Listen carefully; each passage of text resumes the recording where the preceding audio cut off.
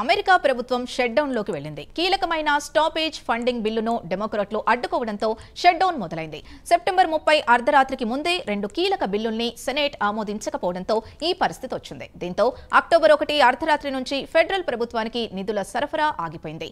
రిపబ్లికన్లు తాత్కాలిక నిధుల బిల్లును ప్రవేశపెట్టారు. కానీ డెమోక్రాట్లు ఆరోగ్య బీమా సబ్సిడీల పొడిగింపును కోరారు.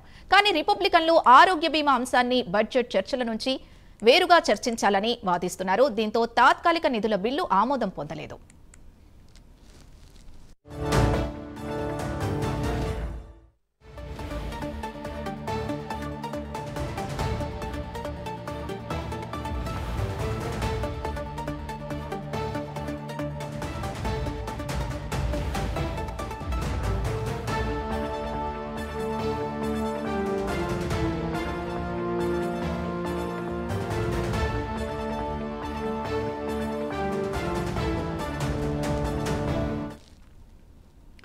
షట్ డౌన్ అంటే ప్రభుత్వం దాదాపుగా అచేతనంగా మారిన పరిస్థితి. అత్యవసరం కాని సేవలన్నీ ఆగిపోయాయి. మిలిటరీ, ఎయిర్ ట్రాఫిక్ కంట్రోల్ వంటి విభాగాల్లోని లక్షల మంది సిబ్బంది మాత్రం జీతాలు లేకుండానే అత్యవసర సేవల్లో కొనసాగుతున్నారు.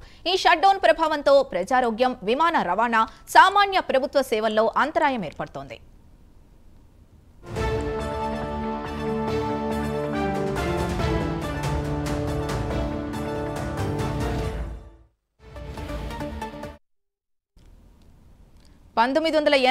నుంచి అమెరికా ప్రభుత్వం 15 సార్లు మూతపడింది. 2018-19 మధ్య ట్రంప్ ఫస్ట్ టర్మ్లో దాదాపు 35 రోజుల పాటు మూతపడింది.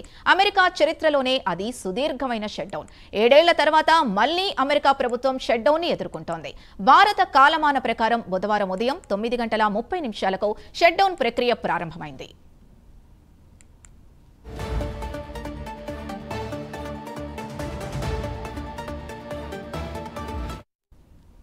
షట్ డౌన్ లక్షల మంది ప్రభుత్వ ఉద్యోగులపై ప్రతికూల ప్రభావం చూపుతోంది.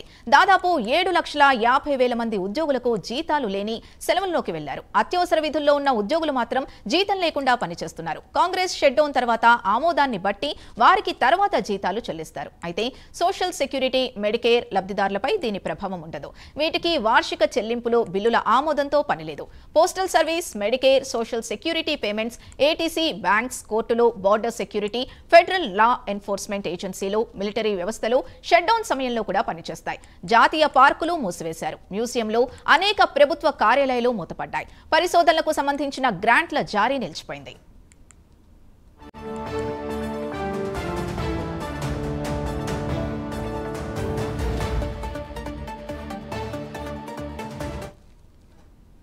షట్ డౌన్ ప్రభావం అమెరికాతో పాటు ప్రపంచ దేశాల ఆర్థిక వ్యవస్థలపై కూడా ప్రభావం చూపుతోంది. వెంటనే దీని ప్రభావం కనిపించకపోయినా షట్ డౌన్ దీర్ఘకాలం కొనసాగితే ఆర్థిక వృద్ధి మందగిస్తుంది.